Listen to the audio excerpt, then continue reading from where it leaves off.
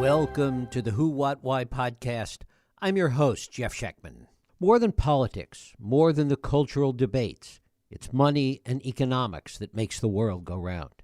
It is often the destabilizing impact of any financial crisis that leads to political instability. As economic gaps grow wider, as trust in institutions, political and financial decay, it's clear that the path leading to anger, populism, and authoritarianism is widening. As James Carville said during the Clinton campaign in 1992, it's the economy, stupid. As we deal with the overhang of the pandemic, the shutting down of the global economy, the monetary and fiscal stimulus pouring huge sums into the economy to try and fix it, the still pent-up demand from the lockdowns, and now the war in the Ukraine, it's no surprise that liberal democracy itself is under siege. Add to this technology, the global interconnectivity of markets, deindustrialization, and it's a miracle that our financial or political system survives at all. The efforts to curtail inflation here in the U.S. and to reinvigorate the economy in the U.K. are both profound examples. And few understand all of this better than my guest, Financial Times Associate Editor and Chief Economic Correspondent, Martin Wolf. He is one of the world's most respected economic analysts and influencers. In addition to his journalism, he participates in various international forums. He's the author of numerous books, including Why Globalization Works, Fixing Global Finance, and most recently, The Crisis of Democratic Capitalism. It is my honor to welcome Martin Wolf here to the program. Martin, thanks so much for joining us. Pleasure. Well, it's great to have you here. I want to start first with this chicken or the egg idea that comes up repeatedly of late, the degree to which it is our political institutions that are driving economic chaos, or that it is the economy and movement in the markets that is responsible for lots of the political instability that we see today. Well, I suppose my answer is this really is chicken and egg, because they are so interactive. Politics shapes economic policy and economic policy choices, which then affect people's lives in many different ways, which then falls back onto politics. At the same time, there are economic forces which are to a significant extent beyond political control, which are just within the economic system, which affect people's lives and then affect politics. So it's very complicated. But let me just try and separate out sort of two different ways of thinking about this.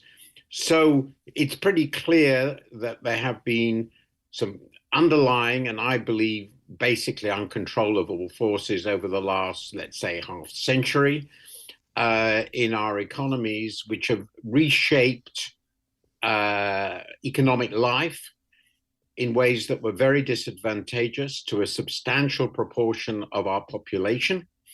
And that this was reinforced by policy choices made at the same time. And that together has led to where we are. And without going into the sort of crisis events, think of in the two different buckets, the two different categories, the following.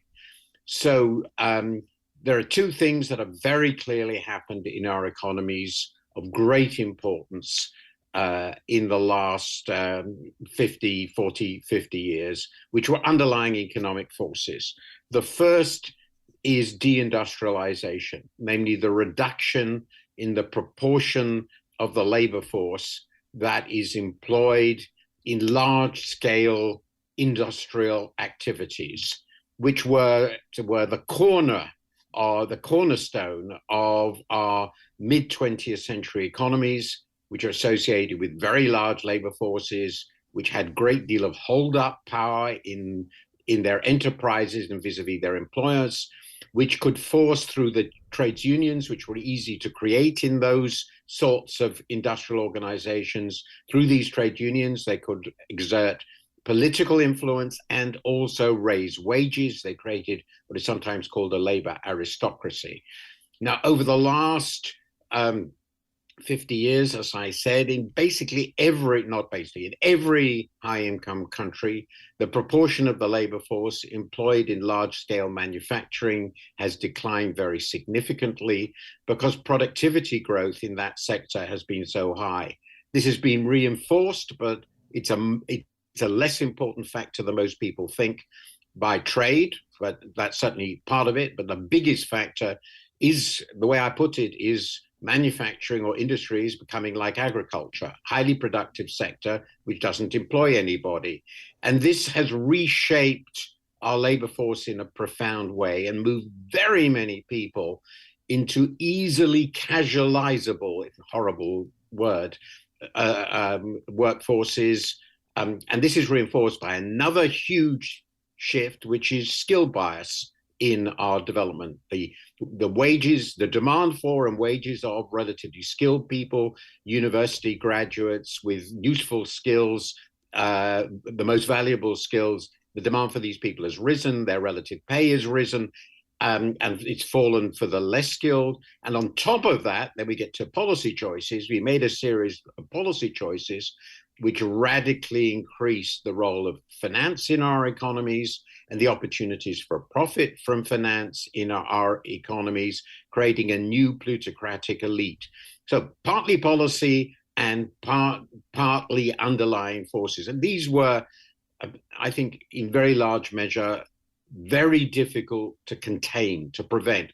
And then, on top of all this, as this shift occurred, we also had ideological shifts towards very strong pro-market views, sometimes called neoliberalism, and that was reinforced by the rising power of the newly successful plutocratic class, if you like, and elite worker group who did so spectacularly well. They dominate our politics to a significant degree.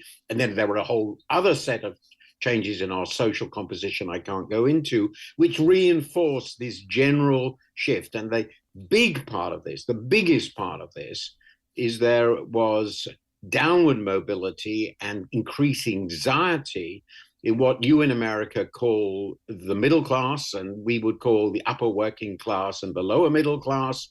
And these people, as they became more anxious and less satisfied with their position, became increasingly populist, looking for outside leaders, populist leaders who promise to fix all this for them. And mostly they don't do anything except aggravate their anger and anxiety against outsiders, both foreigners and people even below them. So that, in a very brief nutshell, incredibly brief, is my sense of what's been going on for the last 40 years or so, perhaps a bit longer. And the truth is, nobody knows what to do about this.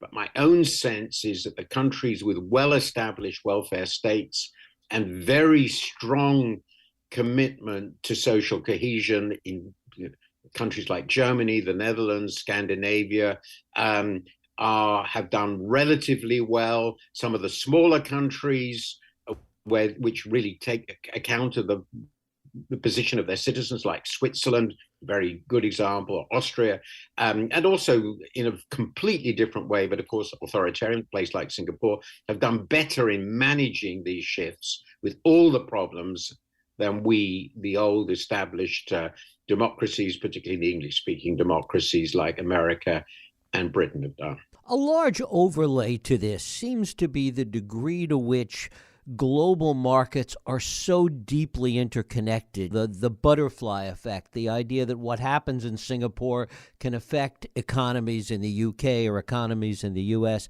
Talk about that interconnectedness as an overlay to those broad themes you've just talked about. Here, I think one must insist this isn't new. A very, very great American economist come economic historian, Charles Kindleberger of MIT, wrote about this in his seminal work on how financial crises operate. And he basically pointed out that integrated financial markets, and for that matter, integrated labor markets, have been a feature of our economies at least since the 17th century. Boom and bust in stock markets, a financial crisis propagating across the whole world. And, there's never been one more devastating than the Great Depression, which was a financial crisis, come real economy crisis, propagated across the whole world. But there are many other examples in the 19th century. We had a free trade era in 19th century, and that tended again to propagate disturbance across the world. And in addition, we had massive labor movements in the 19th century, much bigger actually relative to world population than now. And all these caused huge disruptions and backlashes of various kinds. And the mid 20th century relatively controlled economy, which we look back to it with nostalgia, is actually a bit of an exception to the general rule that market economies in different ways naturally tend to go across frontiers. There's no natural boundary for them. And while for the US, a huge continental power, which has historically been relatively self-sufficient, the idea that it could do without all this international connection at least has some sort of credibility. For every other country in the world, even China, it just isn't credible. You have to integrate because it's the basis of prosperity. So what you refer to is a permanent problem. The problem is that the institutions we established to check this, to control this after the Second World War, and the institutions, and to manage this, and the institutions we created domestically to cushion the adjustments and support people who were in difficulty economically as a result of shifts of this kind. And the institutions we created to manage the financial system above all basically ceased to work or didn't work well enough.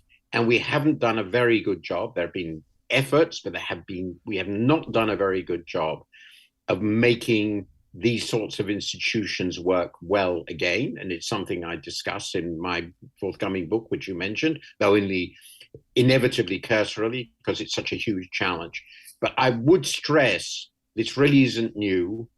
And the problem is that we didn't refurbish and update our institutions, domestic and international, to manage these more or less inevitable consequences of economic integration better than we have. In a way, it's like Hayek on steroids. It's the markets controlling everything, but now they're global and interconnected. Well, I would say they always have been. The labor market of the world was integrated in about 1900 to a simply amazing degree. The amount of emigration from the rest of the world to the Americas, the New World, was simply colossal.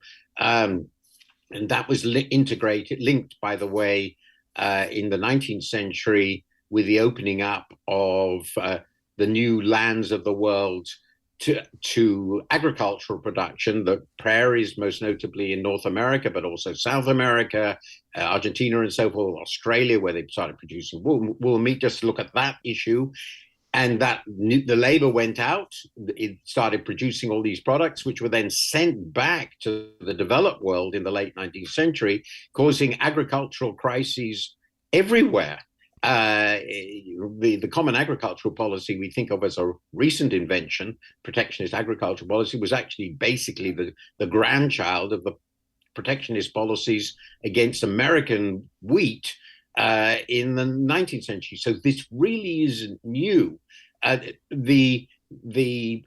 world broke down in the Great Depression and the Second World War, but most people don't think that was very sensible. I mean, complete self-sufficiency for most countries was impossible. They had to start reintegrating, and they started after the Second World War already doing this. So I would say it isn't new. What we forgot, crucially, is that to make this consistent with a democratic political order, you need institutions that manage the domestic economy and cushion the international processes I've described, manage them too, if you like, working side by side. And people forgot the latter. Now, is this easy? No, it can't be, because the economy is naturally, and has been ever since modernity began, let's say 2 centuries ago, powerfully international. It can't cease to be so. For most countries, there's simply no choice. But that creates the danger of wild markets. It creates the danger, if you don't manage it, of huge financial crises. It creates the danger of radical shifts in income distribution. All of these can be dealt with, but it requires effort and will to do so. And the problem, I think, is we've got what you call Hayekian markets. I would just call world markets, while we have decided, particularly in our countries, to reduce the role of and effectiveness of government. And that creates this wild and unstable process, I think, now that we have been seeing. Speaking of wild and unstable processes, maybe this would be a good time to talk about what's happening in the UK right now, because I think that a lot of the American audience follows it and really doesn't have a good grasp of what's transpiring there. Talk a little bit about that, Martin. I think we need to put this in a longer term context. The UK has had substantial difficulty in managing the more recent processes of economic development and avoiding falling behind. And that's really, you might say, is the whole post-war period. So in 1950, the UK was one of the richest European countries, and now it's not at the bottom. I'm thinking of Western European countries, but it's probably ranked about 15th or below in GDP per head. I haven't looked at that detail, but it's fallen many, many places in that ranking. And that's because of a whole series of problems in the British economy. Margaret Thatcher came along in 1980, promising to solve that problem by moving radically to the market. And there were some improvements. Productivity growth seemed to improve, but the economy became substantially more unequal. Our industry was very badly damaged. And that created large areas of a country which were poor and remaining poor. They weren't getting any better. You've got similar problems, of course, regionally in America too, high levels of regional inequality and very unhappy people. But this was sustainable until the financial crisis because everybody was growing. But since the financial crisis, 2007 to 9, GDP per head in the UK has been more or less stagnant because productivity growth has more or less ceased. Nobody fully understands why it's been so bad, but it has been. We've had a Conservative government which promised to fix this and failed signally. And as people got angrier, more upset, people had to find a scapegoat. And the European Union was the scapegoat. The European Union's bossiness and its regulation and all the rest of it. All these foreigners who were pushing us around, as it were. And that generated the pressure on the right for a vote on the EU leaving the EU, and that in turn, and that by a whisker, as it were, won. So we went off in a wild, very damaging policy direction at the behest of a relatively small number of zealots who had persuaded the vast majority of people that what was ailing them, the things that were wrong for them, was something to do with the European Union, which was simply a lie. And ever since that sort of revolutionary proposition that we must transform ourselves to justify this huge leap into the dark has become the dominant push motive, the force in British politics, at least in this government. And we saw it with the sort of exit deal we had from the EU, very bad one, a very controversial one. We saw it in the raising of Boris Johnson, wildly unsuitable person to be prime minister, and then Liz Truss, an even more wildly unsuitable person. And they're there only because of this Brexit fantasy. And what's happened in the last month is that the most zealous believers that if only we deregulate, slash taxes, do a Reaganomics, deregulate as if the EU didn't exist, can we transform the economy into something exciting, dynamic, revolutionary? And they tried this in the middle of a world crisis. This is a world crisis. They decided to do this and they destabilized markets because people thought investors who had to finance the British government and finance Britain, which runs a huge current account deficit, they decided, obviously, that this was no longer a soundly managed country. It was a country managed by wild risk takers, and that led to a crash in first sterling and then our government bond market, which is called the gilt market.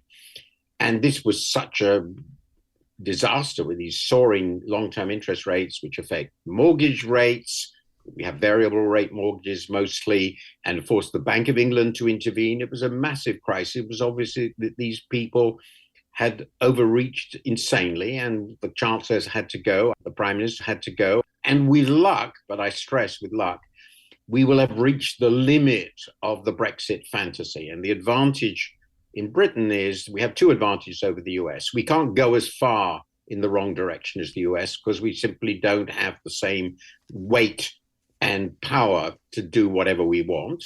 That's quite good. And the second, I think while these Brexiters are pretty crazy in many ways, there isn't the sort of social authoritarian, social conservative, and if I may use the word racist element on the scale I think we see in the US. So I hope that this will be a temporary madness and we will go back to a more reasonable sort of politics. But that does depend on getting a decent government which deals with a lot of our deeper problems. And now that will fall on Labour. Because I think it's almost certain to win the next election, and we will have to see what happens. I'm less pessimistic now than I've been for a while, but I would stress I'm not wildly optimistic because the problems we've had in our economy, very different from yours, but with some similarities, are deep-seated, and they are social as well as economic by now, and it's difficult to run the country in a coherent and sensible way in this context. I know you have to go. One final question with respect to that. Did Brexit at least diffuse some of the populist rage that we see in other places in Europe right now? I think it has in the following respects. It's been tried and people increasingly realize that it hasn't worked and that we are not better off as a result, but we are worse off. And people increasingly realize that the people who promoted this most actively are incompetent and foolish. And the thing that most encourages me is right now, so this is a contrast, say, with the US, the Labour Party is expected to get about 50% of the vote in the next election, and the Conservatives 25%. That's what the polls are showing. The Conservatives have never polled so low. It's just incredible. So a very large proportion of the population seems to have decided these people are crazy and they made promises that they couldn't keep and perhaps never intended to keep. This is encouraging. And in addition, I would suggest that the core political institutions of our country have continued to work in the sense Boris Johnson was a liar and a rogue, and we got rid of him. Kwasi Kwarteng was an incompetent finance minister. We got rid of him at record speed, and the same with Liz Truss.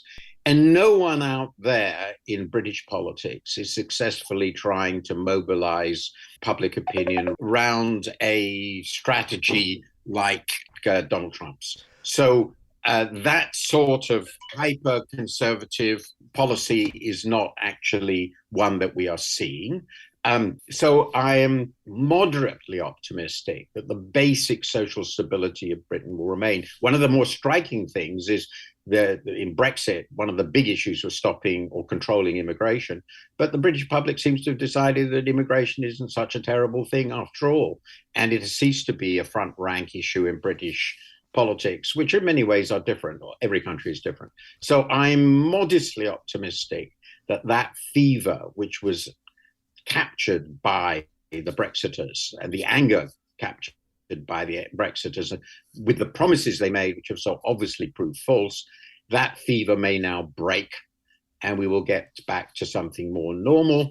And really and truly, unlike, say, in France or Italy and elsewhere, there really are no obvious fascistic, anti-democratic, authoritarian tendencies as far as I can see in our politics. No one imagines we won't have a fair election. Nobody imagines that we won't be able to get rid of leaders who misbehave. And that's at least modestly encouraging. Martin Wolf, his latest book is The Crisis of Democratic Capitalism. Martin, I thank you so very much for spending time with us today here on the Who, What, Why podcast.